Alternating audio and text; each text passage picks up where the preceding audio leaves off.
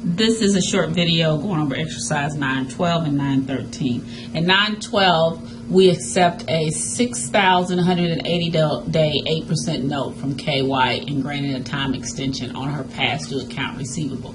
So the entry for that particular day, for that, we would debit notes receivable. And what that does is that establishes her note receivable. We would do that for 6,000, and then we would credit accounts receivable, get rid of the accounts receivable. And so now on the books, she has a note receivable and not an account receivable anymore. 180 day 8% note receivable. And so this is a 180 day note. And so this note is due after the first of the year. So on December 31st, we need to accrue interest. We need to accrue interest for the 29 days, and let me do this in red, for the 29 days of November and the 31 days in December. So that means we have 60 days worth of interest we need to accrue or account for as of the end of the year. And so this is a $6,000 note, and it has 8% interest, and we want to account for 60 days over 360. And so that would give us interest of $80. And so we would do an entry for the $80 of a debit to interest receivable, because we're not going to receive it until the end of the 180 days, but we need to go ahead and book the revenue now. So we're going to credit interest revenue, because remember, revenue is recorded when it's earned. So we go ahead and record that. And so now the question is, when is the interest due? I mean, when is the due? What's the 180 days? Well, I've already done 60 days, and so I have 120 days that are going to occur after the first of the year. And so if January, we're going to recognize 31 days there, and we're going to assume that in February we're talking the 28-day February, and then we have 31 days in March, and plus the 30 days in April. I believe that gets us to 120 days. And so we want to also record the interest earned on the 120 days worth of interest. So we're going to take our 6,000 times our 8% interest times our 120 days over 360, and then that's going to yield us $160 worth of interest. And so on our due date of April the 30th, we're going to debit cash, because we're going to receive cash, remember, because they're going to pay the note. That's honoring the note. And we're going to get the 6,000 back plus the 180 that we booked in December plus the new 160.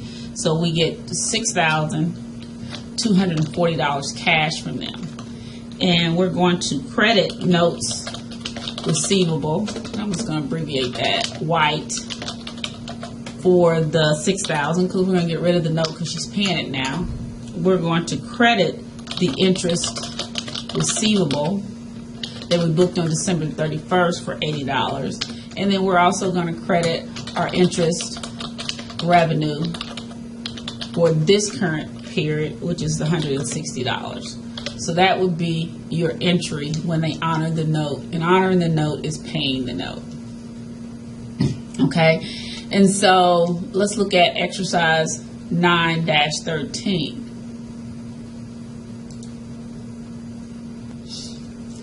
So in this case, March the 21st, we accept a 9,580 day 8% note and granting T. Jackson time extension on his past due accounts receivable.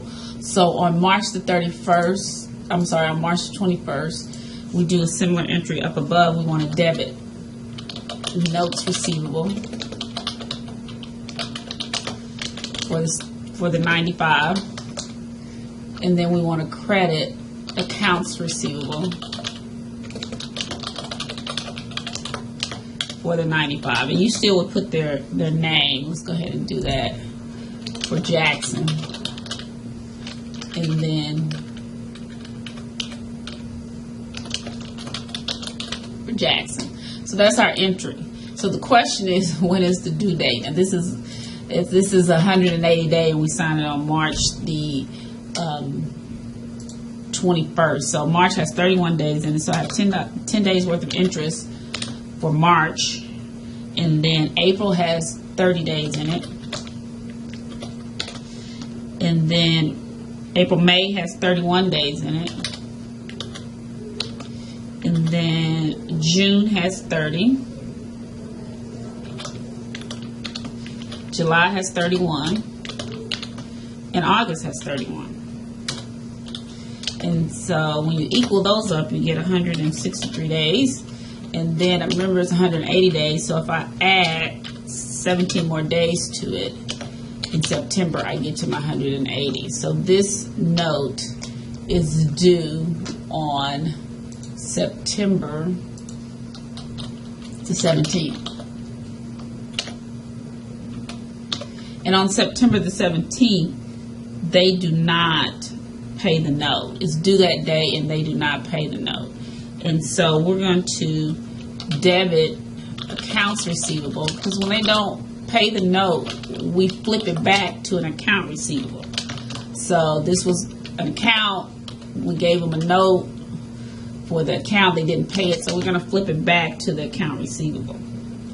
And then we have to, and I'll fill in the amounts later, and then we also have to include and recognize our interest revenue. Remember, we recognize revenue when it's earned, and then we want to get rid of the notes receivable. So we know the notes receivable was a $9,500 note. And so if we have a $9,500 note, we want to multiply it times our 8% interest, and then we want to multiply it times 180 days over 360.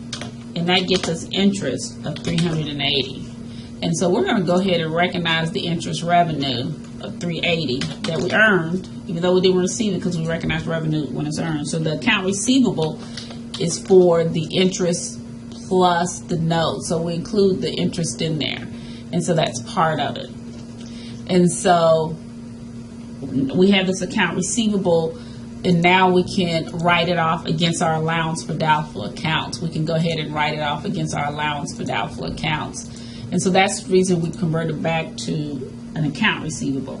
And so then when we write it off, we want to debit our allowance for doubtful accounts for the full 9880, and then we credit the account receivable.